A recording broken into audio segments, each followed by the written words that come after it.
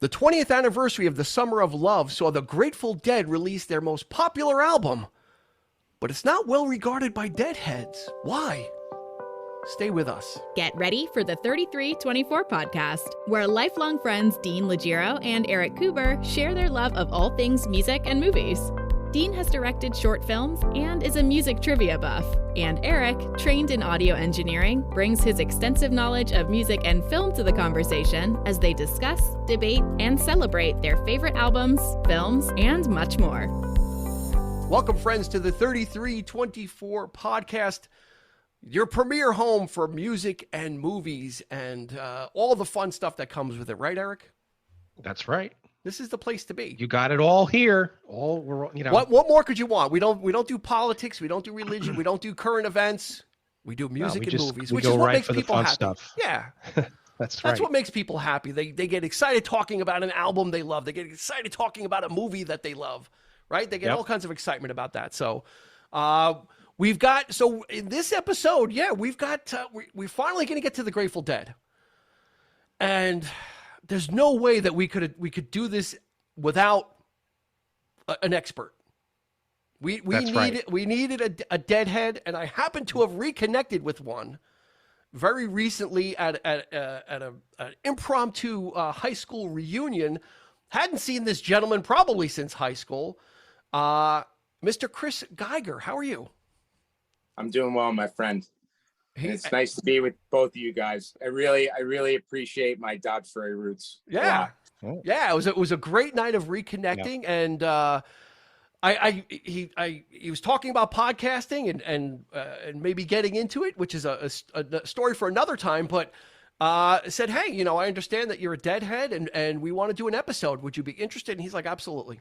Absolutely. So yeah, this is not one that Eric and I can we could, but it would be boring. Admittedly, we're not. Wait a minute. Let me ask you one question. Sure. Have either one of you been to a Dead show? See, you're jumping the gun. He's jumping the gun already. I have not been to one.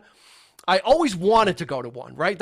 And it was more for the experience, like obviously when Jerry Garcia was alive, not with Dead and Company, but it was one of those bands that I recognized that I wasn't like the biggest fan of, but wanted the experience of going to the show. Yeah. Eric, what about you? Yeah, same as me. Yep. I think the closest thing I ever got to seeing any of the members or the original members was Phil Lesh. Because he'd done some stuff with Derek Trucks and Susan Tedeschi. Yeah. So, he likes having that band, like they bring in guests on their Beacon run. So he was one of their guests at one point, and I happened to be at that show. So yeah, that was like the closest thing I ever came to be, seeing an actual member of the Dead on stage. So yeah. So it was always one of those ones. And then once Jerry Garcia passed away, it was kind of like, all those bands that you wish you would have seen and you just never did, right, Chris? That you like back in the day, like Queen was a bucket list. Like I would have loved to have seen Queen, just Led Zeppelin around to it. Zeppelin, we were alive for all these bands, but just either you didn't have the money or just whatever the reasons were, and then things happen and you miss the opportunity. So I am so glad I didn't miss the opportunity for the Dead, but I understand how a lot of people did miss it. Yeah. Too, because life goes on and you don't think about things, and sure enough, that guy Jerry Garcia has been dead for 25 years. Yeah, it's crazy. Yeah, it was a big blow. Big loss. 30 years. No, I'm sorry. No, excuse me. 28 years. Almost 30 years. Yeah, right? Yeah, absolutely. Yeah. All right, so let's get to the stats, and then we're gonna continue on the other side of this conversation. So the album we're talking about, I didn't say it in the intro, is In the Dark, which was released in July of 1987. It was produced by Jerry Garcia and John Cutler. There was one single released, which was Touch of Grey, and it hit number 9. It hit number 6 on the Billboard charts, and it was 2 times platinum, which was the Dead's best-selling album ever. And then we've got one more stat. Chris, how many times have you seen The Dead? I would say between 20 and 25 times. So, and Chris Geiger has seen them between 20 and 25 times. So that's the final stat that we're going to put out there as well. So just so you know the pedigree exactly. of I think that's a fair estimate. Are you talking up to Garcia, or are you talking Dead and Company? The actual Grateful Dead. So you're not talking, have you seen Dead and Company? Yeah, I've seen all the permutations, everything, and I really do like Dead and Company personally. I have to say, I think they do a great job. I never was a fan of John Mayer. Yeah. But Yeah. I think he really loves the music, and I think he tries to do his best. Yeah. Yeah, his contribution is really good. Yeah. Yeah. He actually just released he just released a Hmm. statement actually saying that 2023 is going to be the last year. Yep. For Dead and Mhm. Company, or at least with his involvement, or I guess so as he goes, the rest they're will. supposedly on their final tour right now. Are you going to go? Okay. Do you have plans to go see him? I don't actually. Okay. You know, I mean, I have seen them a couple of times, and I do enjoy it. Mm-hmm. I've seen them at Citi Field, and I've seen them someplace else. I forgot where, but they're great. But it's nothing like the original. Yeah, of course. Of course. It pales in comparison. So let's do it. Let's give a little brief history about the Grateful Dead. They were formed in 1965 in Palo Alto, California. Their first album was in 1967, though. Known more for their live releases than for their studio work. There's one of the anomalies, and you know, as we go through this conversation about the Grateful Dead, this is a band unlike any other band, or at least any other band, Eric, that we've spoken about, right? Usually, when we do episodes about music, it's about an album that had a specific impact or the trajectory of a band in the studio. And in this case, we're really not going to be talking about the Dead. We're going to be talking about one album in particular, but the Dead isn't a band known for their studio work. They took the notion of what a band is, or especially in the 70s, and kind of turned it on his head, really. Right. They were a touring band. That was their lifeblood. Yeah. Their bread and butter, so to speak. Yeah. And I think the first jam band. Yeah, they kind of set the stage, didn't they? I'm sorry. Go ahead, Matt. Go ahead. No, go ahead, Chris. Matt. That's not Matt. That's not Matt. I'm Eric. Boy, it's kicking in. It's kicking. What were you going to say?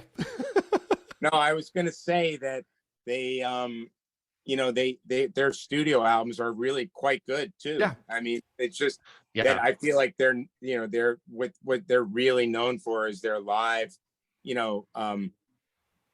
off the cuff type music. It was just, and when Jerry would miss the words and mix up the words, and the fans would know he was fucking it up. It was great. That was the whole thing. They were not million-selling albums the way Zeppelin would, or Styx, or any other band from the 70s. They cultivated instead a culture and almost a way of life with their fans, right? And that was the rise of the Deadheads.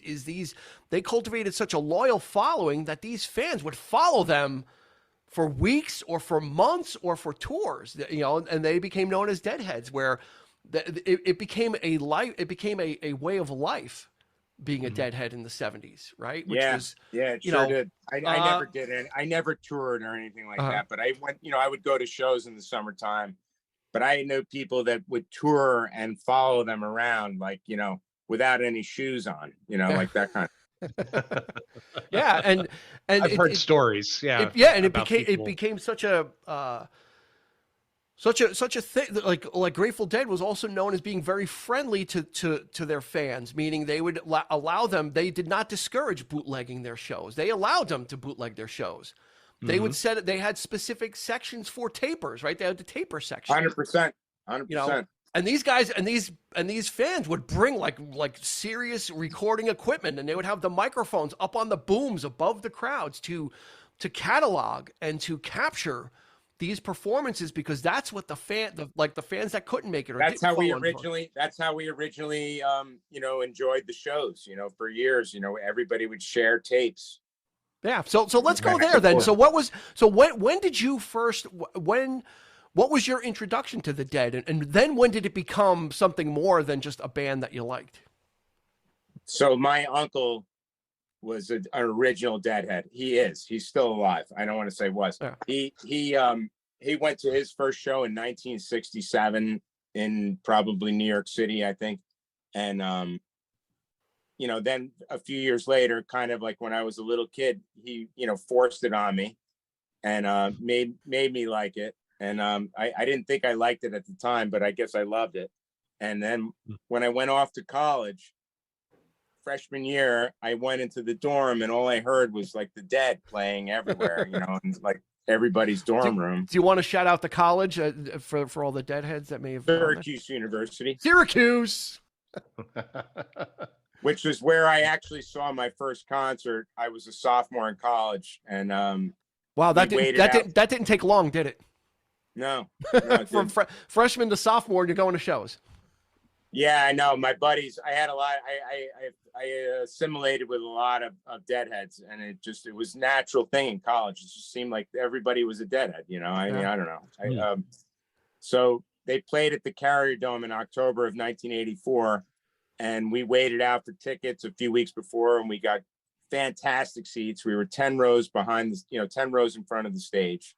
Nice. And for my first show, it was incredible. You know, I mean, I still listen to it sometimes. I'll pull it up on the internet and listen to it anyway, because it just reminds me of when I was there.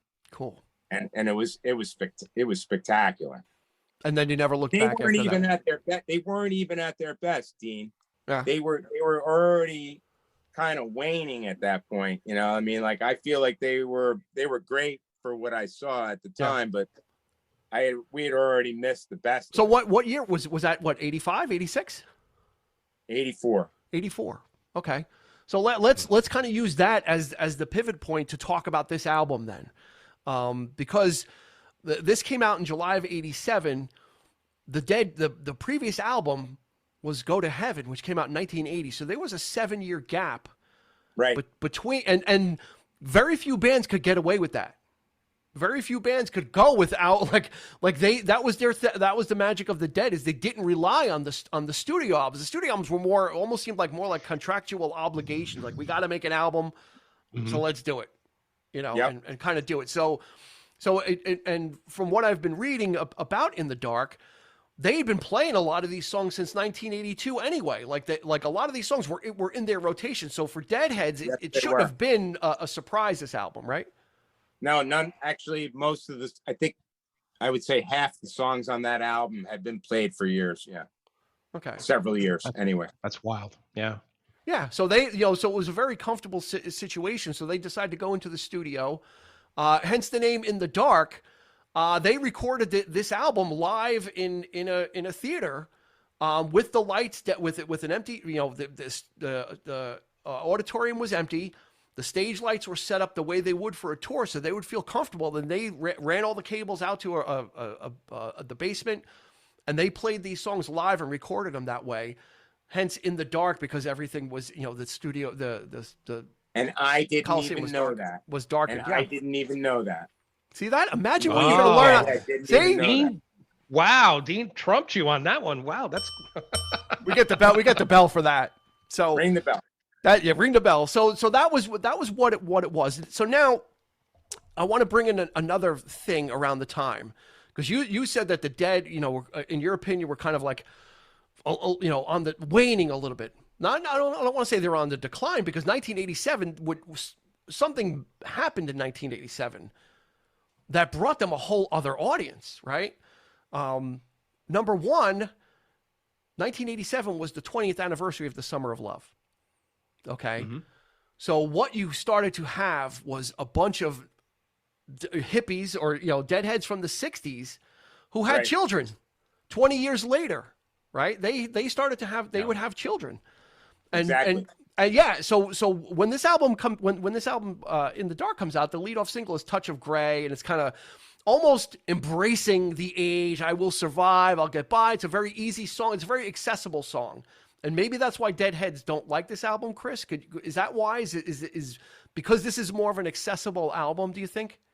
For like the non Grateful Dead fanatic, what you said earlier that this isn't one of their favorites. Why isn't it? This is not, I don't know. I like the music. I think the music on that album is good. I mean, I think the songs are good. They're memorable and stuff like that. But I just feel like, it was a little watered down from, I don't know. I mean, I don't know if it was too commercialized or whatever at that point, or maybe because it became too popular that I didn't like it.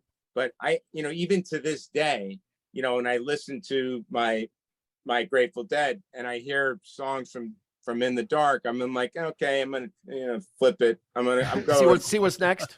Yeah. See, now for me, well, let me ask Eric, did you pick up on this album when it came out? I did. It was more of the music video I loved. Yeah, Touch of Grey was in heavy rotation on fantastic. MTV. Yeah, but I mean, of course, heavy rotation on it. Yes, it was. My brother and sister were bigger Deadheads than I was. They had gone to shows. My brother especially, he had gone to see quite a few times. My sister had friends that were diehard Dead fans. You know, when Jerry Garcia died, I mean, one of her friends was like out cold, like for like months. He was in mourning because that's how much of a fan he was of Garcia. I get it. I wasn't quite that bad, but I get it. Yeah, but the thing for me, it's like their story seems very similar to like the Allman Brothers Band, where they made albums that they had the focus was on making songs. It was more about keeping them short, and you only give so much on the studio side of it, so that these songs could be played live and you can improv and extend them out. That was typically the case. When you go back in their old catalog of the Dead, you know, they got some stuff in there that's pretty lengthy. You know, so, you know, in comparison, yeah, this album was very, you know, I think the longest song on the record is like 7 minutes. Yeah. That's one of the I was looking on message boards or looking at comments on reviews from fans of why they didn't like it. And that was one of the things they said is like, oh, you know, it's very 80s produced sounding. And I think I think that was a blessing and a curse for the Dead, because what it did is I was not I knew Casey Jones and Truckin', you know, everyone knows those songs, but this album and that music video got me, it kind of perked up my ears. I'm like, well, let me check this out. And I think Chris, you started to hit on that, is that maybe the original Deadheads didn't like that there was this new wave coming in on the back of this album where it became cool, hip, and acceptable to like the Grateful Dead, where before it was kind of counterculture-y, associated with drugs, associated with the hippie lifestyle. Now there's kids on the people's shoulders, they're hitting the beach ball around. It became almost more like a fun thing to do, right? That started to happen in 1987.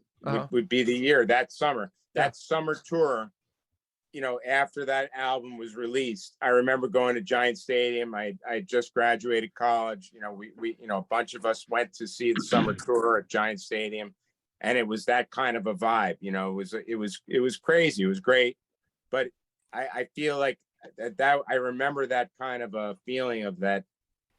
You know, the old school people weren't appreciative of all these new fans. Yeah, they were kind of holding on to what they you know, they felt it was that, like the Dead was there. They were there because they were there since the beginning, right? You know. Yeah, and then they felt like the new fans were just there temporarily, kind of thing. You know, I don't quite remember, but were they typical? Was that the first time they actually started playing stadiums?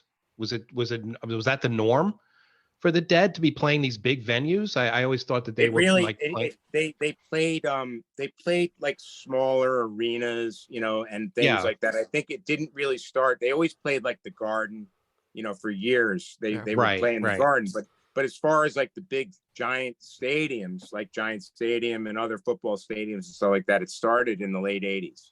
It's because of this album, the success. So maybe that had absolutely. Absolutely. Yeah, because what you had started to see in 87 and even a little bit before and after was this wave of nostalgia for the 60s, right? Like I said, it was the 20th anniversary of the Summer of Love. The year before this, or maybe 2 years before, you had the Monkees. They had that song, That Was Then, This Is Now. I don't know if you remember that. That was all over MTV, that music video. And then they started playing the Monkees TV show on MTV, right? Then you've got. I don't remember that. Yeah, but I remember the Monkees show. I watched it all the time. Yeah. So then in '87 you've got the Grateful Dead come out with this album, which all of a sudden everybody embraces. The following year, the Beach Boys hit #1 for the first time in over 20 years with Kokomo. Yeah, right. From the other day. So what you get is you get this wave of nostalgia for the '60s, almost like looking through with rose-colored glasses.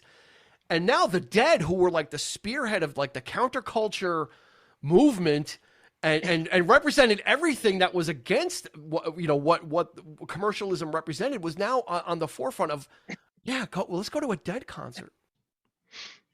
Yeah, I know. Yeah. I can totally get why the original Deadheads didn't like that. Yeah. Totally get. Yeah, like almost like you're taking our stuff, you know. Yeah, right? I could, you know, I wasn't, you know, part of that or this, and you were kind of in the middle. You were kind of in limbo, like 80, 84, 85. That you're kind of before in the dark, right? But I feel like my uncle being attached to it because of my uncle. I was. You know, I was entrenched. Yeah, you didn't get grandfather. You didn't get grandfathered, and you got uncled in. Yeah, it seems like you had a healthy knowledge of the band and the history of the band. I can imagine, but actually didn't get to see them until the mid '80s. So you start to, it's kind of like that with us too. Like there were certain acts that we came very late on. You know, like I didn't get to see like Eric Clapton until like the late 80s, and you know like Journeyman. That's when I first started seeing these kinds of people. The Beach Boys, we just, you know, Kokomo. That's the first time I saw the Beach, obviously without Brian Wilson, but nonetheless they were touring with Chicago and, you know, things like that at that time. So these resurgences of that, and it's just, but something's off a little bit on that, and I can understand where the true fans or the you know the OG fans would be like, well, wait a minute now. Here's the thing, right? Yeah, to that point, I don't think there's any OG Monkees fans. Like the Monkees kind of hit, you know, like anybody could go to a Monkey show, right? And anybody could go to a Beach Boy show, and that's where the weird dynamic comes in. Is anybody, you know, you could take anybody could go to a Beach Boy show and it's fine. Anybody could go see the Monkees if they wanted to. True, but going the Grateful Dead represented something different. And now, now all of a sudden they're in the same breath as though like they're looked on with that, you know, with that fondness of the hippie era of, oh, remember we used to go get high, we used to go to the Dead show, we'd get ripped, they'd play for 3 hours. Yeah. 3 hours, a lot longer than that. I'm being conservative, but now all of a sudden they're grouped in with these bands that are quote unquote, I'll put them in air quotes, family friendly, where it's like, yeah, now it's okay to take your kids. Like, oh, I'm taking my kids to go see the Dead. They would never do that, you know, back in the day, right? I mean, is that, you know, and is that the ownership that the Dead? Some of the hippies probably Yeah, they probably did. But overall, it becoming a family thing. And I think most of them probably didn't have any clothes on. Yeah. So. Little kids running around with no diapers. And the parents. And so I think that's what it was. I think that's why I think that's where the divisiveness might be, is that you like, look, Chris, you hit it on the head. Is like the original or the OG Deadheads kind of had a sense of ownership. Like we were there way back when, and now you're like fair weather friends, or you're jumping on the bandwagon, right? Yeah. But I think that was but do you think that was a bad thing or a good thing? No, I don't think it was a bad thing at all. It gave them more notoriety and they deserved it. You know, they deserved it. And I think the band was actually happy. I don't know this for sure, but I think if you ask those guys, they would probably have been pretty happy that they got some notoriety. Yeah. You know, okay. But not that it mattered to them, but I mean, I think they were happy about it. Yeah, I think I read something where Jerry Garcia said they were kind of intrigued by it. They said, well, we're just going to keep rolling along with it. You know, if people want what we have to offer, we'll just keep going with it then. They didn't really change too much. Yeah. They kind of just, they polished the music a little bit, and In the Dark is maybe a little more produced than some other things that I enjoy more. Yeah. But it was still the Grateful Dead. Yeah. And that's what caught my ear. And maybe it was, and that's that good news, bad news thing is what caught my ear was, like Hell in a Bucket. And Throwing Stones, like those are well-produced songs, and they're for me, they're really, it's enjoyable for me to listen to put this album on and listen to it. Those are my two favorite songs. See, I get to stay. Yeah, I get to stay on this episode. Then you get to stay. Okay. Yeah, Throwing Stones is a great song. Yeah, so for me, that I can put on In the Dark, and I'm taken back to that summer of '87 when this was happening. The Beatles' Sgt. Pepper was the 20th anniversary also. So there was this wave of hippie nostalgia going on that I can connect with when I put this album on. So yeah, I'm probably one of the fans of it that the Deadheads didn't want to have. But like you said, they opened up to a whole nother audience. It kept them able to tour and make money, right? And like you said, get the respect that they were due for grinding it out year after year in the 70s and building that fan base of people that were looked upon as, who goes to a Dead concert? You got to, now all of a sudden, Dead concert. About 1 million people in the United States, maybe less than that, but they were loyal to as loyal as you could be. Oh, sure. Yeah. And welcoming. I mean, that was the thing is people probably were afraid of what they didn't understand. So they didn't understand this kind of group of people that would travel with a band or travel to multiple cities. And then they had Shakedown Street, right? They created a whole market area, a whole area where people could go and buy things. And, it was almost like a communal thing that was going on with them. But it was driven by the fans, right? The Dead weren't doing this. These were the fans. Totally fan driven completely. Yeah, and you don't really see usually a band has to put out an album and have a single or make some type of technological leap to be regarded in the pantheon of rock and roll. And the Dead did it a different way. They did it without with the benefit of albums. They did it by growing a fan base, which like Dave Matthews would kind of take that blueprint. Similar. Fish is similar. Yeah, Fish would take that blueprint also. Jam. Yeah. This whole jam of just circuit. being out there. Yeah. Mm-hmm. I would even say Tedeschi Trucks, Eric, as well. Absolutely. They're carrying on what the Allman Brothers brought. Yeah. Yeah. It's one of my favorite bands today. But they have that accessibility that certain fans might gravitate to on Susan's side of the coin. But then you got Derek who does the jamming, and that's what I love about it is there's that dynamic going on there that they can service all types of fans. Yeah. They were fabulous. I saw them in the Capitol Theater some years ago, and they were really good. Me and Eric did too. We might have been at that show. I never saw him there.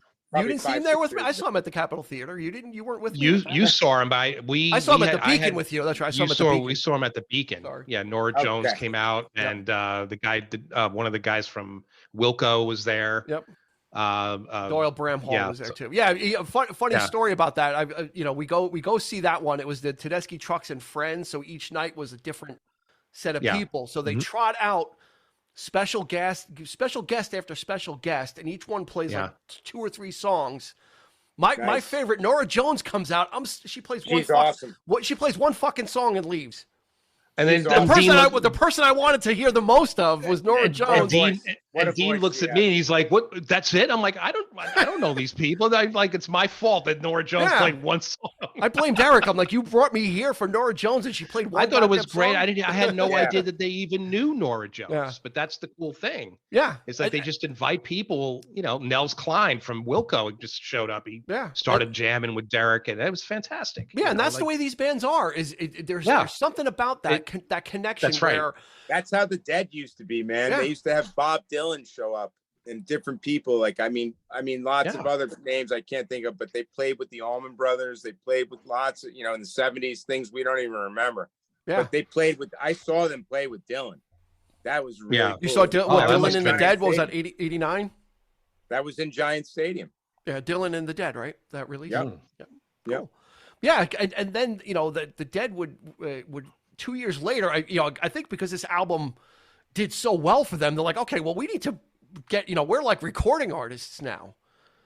So 2 years later, they would put out another album, which kind of, that was probably. I don't even know, and I don't even know the name of it, Dean. It's got that song on it, Foolish Heart. Yeah, I know that song. Yeah, but I can't. I mean, that just shows you how they faded for me. Like I was just like, I mean, I couldn't. They I wanted to like new music. By the way, I just want to. I want to digress a little bit. Built to Last. What it was, the album was called. Built to Last. Mm-hmm. Yeah. Dave Matthews put out a recent album, and he's got a new song that's fantastic. Yeah, it's called Monsters. Have you heard Monsters? No, I have to check it out. Yeah, I've heard. Yeah, it's brand new. Love It's it. I think it's a great song. One of his best. Mm-hmm. Yeah, he absolutely took that playbook and ran with it. He was like one of the first of the modern, we'll talk like artists from the 90s that I remember was like, yeah, he doesn't really sell a lot of records, but he's always selling out concerts because he's just out there. He continues to engage with his fans. He continues to be appreciative of it too. I think that's what it is too. I think there's that. I think the fans can feel when an artist is genuine. Chris, is that how you think? That's how he is. Part of the secret. And you think that's the secret sauce for the Dead, as well? Absolutely, 100%. Mm-hmm. Yeah, 100%. Yeah, there's that fan base where it's just all word of mouth. They gain their popularity by their sheer talent. First of all, the raw talent, and what you hear is what you get. All the mistakes, all of the things. Yeah. It's just out there. It's just raw. It's beautiful stuff. And on the other hand, it's like you're gaining this group of people that feel like they're part of something, a community, as it were. And it's just, I think that's wonderful. Yeah, what was the longest show you ever saw, Chris? By the way, I'm sorry, Dean. What was that? What was the longest Dead show that you've ever been to? I mean, by the time I started to see them, they had toned down the all night shows that they used to do in the 70s and things like that. I mean, I probably 4 hours, 4.5 hours. Okay, so they literally did like all night shows. Still. Yeah, two sets, usually an hour and a half each. See that's how like TTB does it. They break up their set. If they're playing the Beacon, it's going to be a jam. It's going to be a long night. Yeah. So they're honoring those traditions, but. Yeah, that's the staple, right? Dean and I would hear these stories about like, oh, that's why we wanted to see the Dead. Yeah. Because I want to see a freaking 6-hour show, man. How does that happen? Like, for me, it was the communal aspect too. I wanted to be I wanted to, after seeing the footage and seeing what that experience looked like, I'm like, wow, it might be fun. I was anybody listen, you could call me bandwagon because I absolutely would have been. Had I gone back then, I would have been bandwagon. I think you would have been on the bandwagon, Dean. Yeah, I would have gone for the experience, and who knows what would have happened. But I was absolutely one of those people that was affected by In the Dark. Like when it came out, it was kind of like, okay, they're not this threatening. The Dead. It's like, oh, the Dead. You're going to see the Dead. It sounds like something you don't want to do. Like, oh, the Dead. It's like, no, it's like, oh, it's these guys. It's great music. It's kind of easy. I don't want to say easy going. It's not like easy listening, but it's easy-going music. You chill out to it. They could jam like nobody's. Yeah, you chill out. You go there. You relax, and I think they brought the notion of a concert as more than a group of musicians playing on the stage. I think they kind of created a concert. They created a family, man. They created a family and experience that you felt like you were a part of a community. Like I think they were probably maybe the first of their kind to make you feel that way about a band. Yeah, I don't think there's anything. I don't think anybody felt like there was a community around Elvis or the Beatles. Or any of those other bands. Yeah. Or like Jefferson Airplane that came up around the same time with the Doors.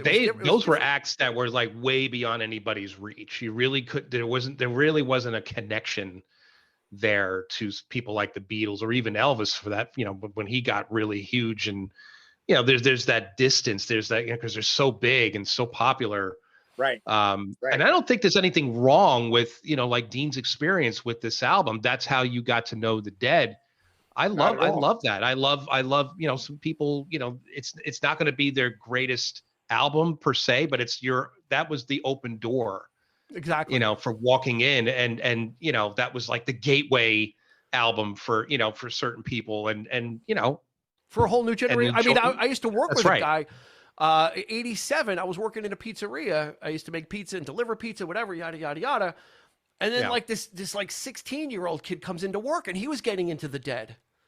Like, so it was hitting, it was reaching far and wide, and you can't dismiss the power. We talk about it a lot, the power of MTV, like showing the video for Touch of Grey and having it in rotation with Bon Jovi, and they're swinging, they're in there swinging with all these popular bands of the day, and people are Poison embracing, and and people are embracing you know. this quirky video of them as, you know, it was very clever of them as skeletons, and you know, so Yeah, there was a puppets. hook Yeah, that there was for great. people to Yeah. to grab into.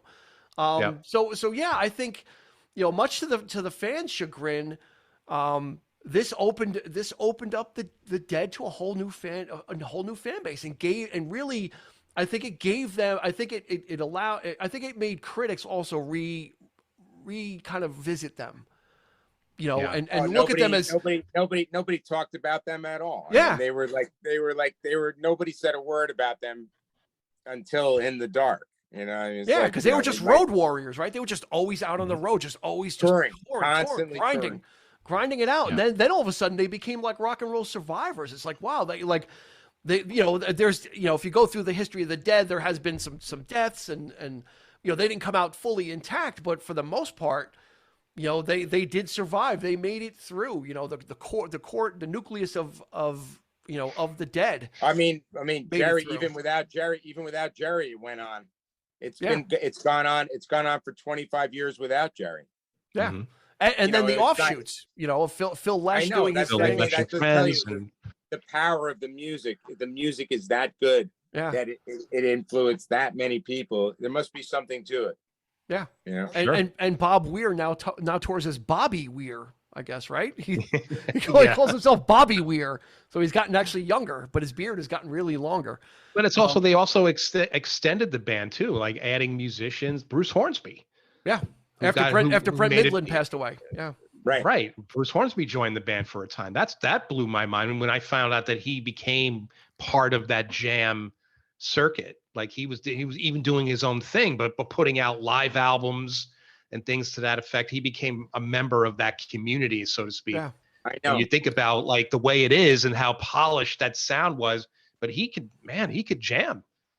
I've heard some of his stuff. He's fantastic. When he joined the band, I was really surprised. I didn't realize that he had that connection with them, you know, and I was like, wow. And I saw a few concerts with him playing keyboard. It makes sense. He was great. It makes perfect sense when you think about it. You know, it's like you can't just take it at face value.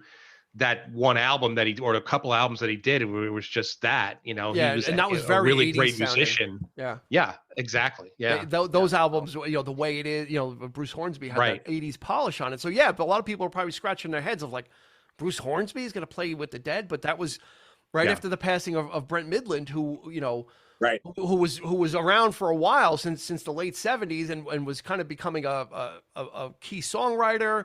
He was starting to sing a lot more on the albums, and then, you know, he kind of passed away, and you know, another he had change for the Dead. He had a bad heroin addiction. Yep. Yeah. So that facilitated another change for the Grateful Dead, but that you know, that core of Jerry Garcia, Bob Weir, Phil Lesh, Bill Kreutzmann, and Mickey Hart were always kind of, they were like the heartbeat, you know, the keyboardists that seemed to be the ones that always had the problems.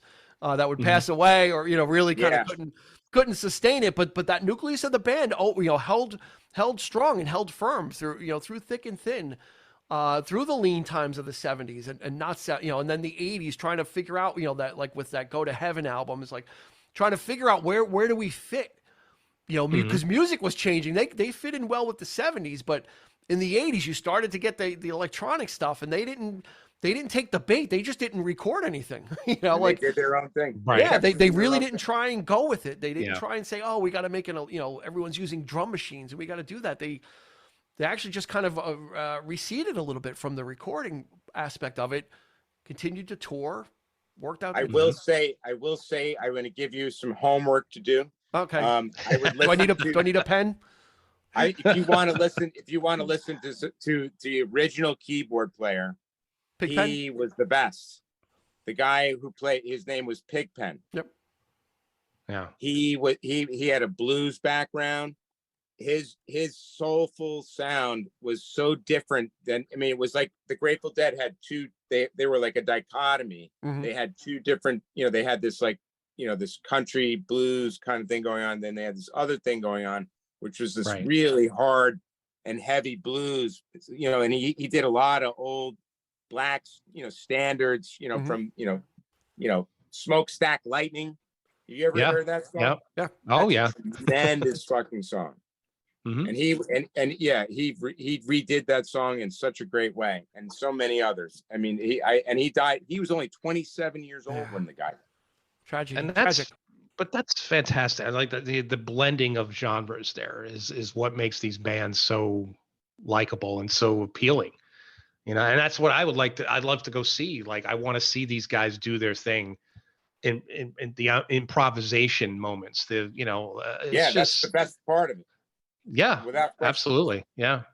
And Garcia had his own side projects with Dave Grisman and kind of doing some of the jug band stuff, right? So there was room the Jerry Garcia band was Garcia band was almost as big as the Grateful Dead. Yeah. That's right. Unfortunately, I never got to see them, and I feel that that was a miss on my part. Yeah. But I mean, if you listen to Jerry Garcia band music and Grateful Dead music, I mean, you can't maybe tell the difference necessarily, but there's different musicians in there, and it does sound different, and it's amazing. Yeah. Cool. Amazing. And Garcia, let's just comment on him. I mean, what a great guitar player he was. He had a sound of his own. He was just the way he was able to, it was like a bird taking flight. And I don't want to sound corny or anything, but his very unique tone to his guitar and the way his phrasing. Yeah, he was great. Yeah, he's missed. You play guitar? Missed.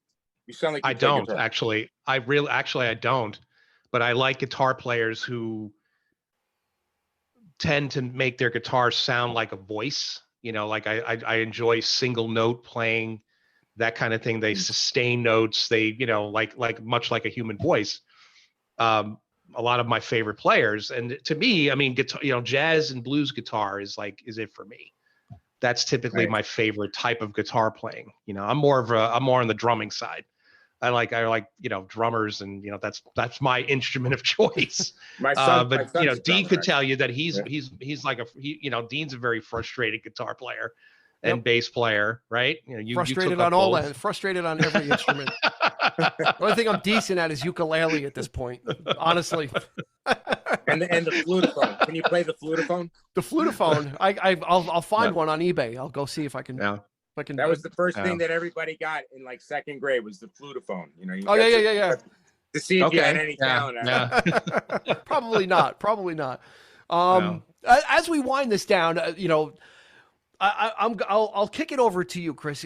So we're talking about in the dark, and I'm going to recommend if someone's not a Dead fan, I'm just going to recommend they start here, right? Because I think this is probably the easiest point of entry, and it's probably something that people are most familiar with, right? So let's kind of set the table that way. Is if you've never listened to the Dead before, I'm going to say start with this. Now I'm going to kick it. Now I'm going to kick it over. I'm kicking it over to you now. After they listen to In the Dark, what should follow? What two albums outside of live stuff? What two albums would you recommend that if somebody wants to go further, if this intrigued them, what would you recommend? Without question, without even in a second of doubt, it's the two albums that were made together in 1971, American Beauty and Working Man's Dead. Okay. There you have it. American Beauty and Working Man's Dead. He didn't hesitate. Play them all together. They're tremendous. They were all recorded at the same time, but they were released at different times, but they're from 1971. It's their best work. There it is. Okay. Yeah. All right. From someone who was on the bandwagon to somebody who was pre-bandwagon. And I'm very familiar. And that studio stuff is fabulous. It's good stuff. I mean, I'm very familiar with Mars Hotel. My sister was a big fan of that record. I would have said Mars Hotel would have been my other choice after Unbroken Chain is an amazing great song. That's one of my favorites. That's a Phil Lesh song. Yeah. Yeah. That's a little. And they go off, and I mean they start freaking jamming on that thing. That thing just takes off in a whole direction. It's almost like prog rock. It's like it's beyond just the laid back sort of jamming. On that album, Loose Lucy. Do you ever hear Loose Lucy? No. Yes. Check that one out on that album. Mm-hmm. Yep. There it is. That's play that all the time. Yeah. So American Beauty, Working Man's Dead, and then Eric is kicking in with Mars Hotel, and Chris is putting a stamp on it. I'd concur with that. You concur. Yeah. Awesome. I'm glad that he's No, not. it's good. I'm the '80s guy, so I'm gonna have to take a step back. But you asked me because somebody who's never heard the Grateful Dead, they're starting with "In the Dark." Yes, I mean, I got to direct them right away to the original tour. Yeah, that's why I asked you. I'll give. But I'll Hotel, open the Mars door for Hotel is a good choice too. Is a good one too. And all the and their catalog is on Spotify, so this stuff is easy to find. And if you go to Spotify, you will be inundated with live stuff as well. So if you really want to see what the Dead was about, it's the lot. That's really what they're about. Am I allowed to shout out to another podcast on here? As long as they're a good podcast. So, all right, guys, let me tell you something. I've been listening. The only podcast I've been listening to since I first started listening to podcasts, probably 7 or 8 years ago, is this thing called the Dead. It's called the Dead Pod. Okay. Let me guess what it's about. Guy, his nickname is the Professor. And every week he plays one show from around that time, whatever that day is. He'll say, 30 years ago today, 40 years ago today, and then he does a little story about it and plays a half a show. It'll be one set, and then he play the next set the following week. So it's called the Dead Pod? It's called the Dead Pod. Okay. It's a fabulous way to learn about the band, and from somebody who really loves the music. I listen to it every week. Okay, so what we'll do then is I'll drop a link in the show notes. So this way, anybody that wants to check out the Dead Pod, they'll be able to click on the link and it'll take them to that show on Spotify. So if people want to go even a little further, I don't want to be cross marketing or anything like that. That's all right. Just make sure they give you the check. Just make sure they pay you. I don't know what arrangement it was, but you get it all. I think that's going to do it for this episode. I think we've talked about, we talked about In the Dark, but mainly I wanted Chris on also to kind of fill in the backstory about the Dead. God, you got more? We didn't talk about my first acid experience, though. I didn't know we were going to. Let's do it. Let's hear it. No. Was it at a Dead show?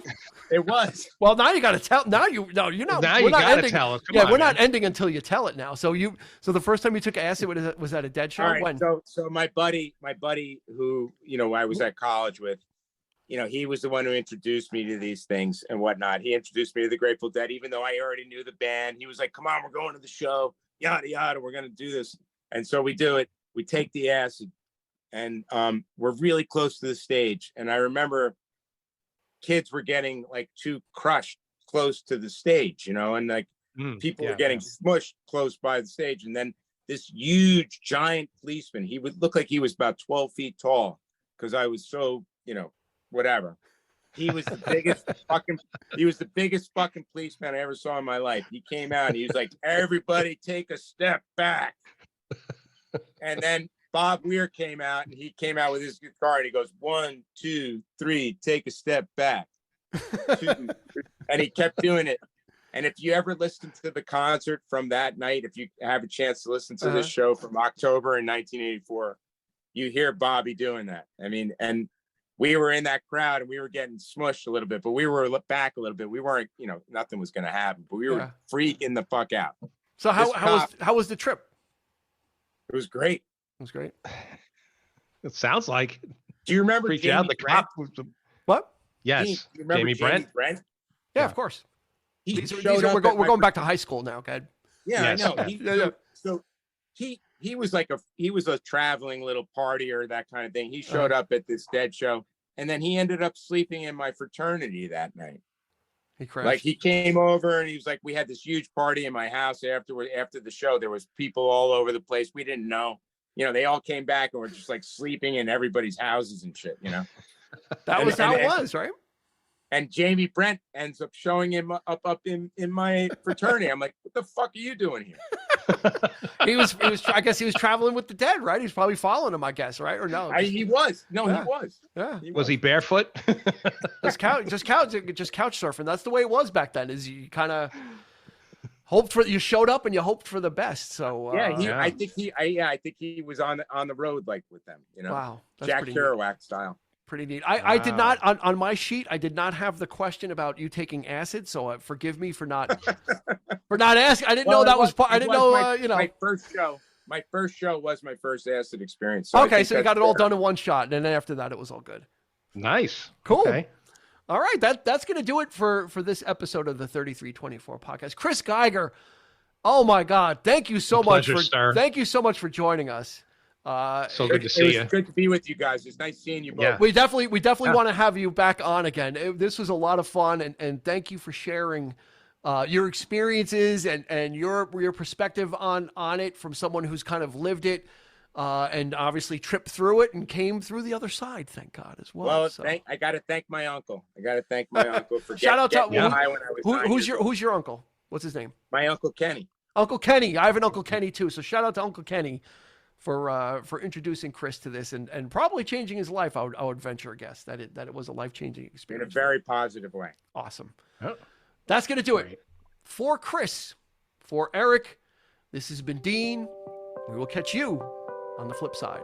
You've been listening to the 3324 podcast with Dean Legiro and Eric Kuber. You can find us on your favorite podcast provider, so please like, subscribe, and rate to become a part of the 3324 family. Your feedback is important, so make sure to follow us on Instagram and Facebook at 3324 podcast and on Twitter at 3324p to join the conversation.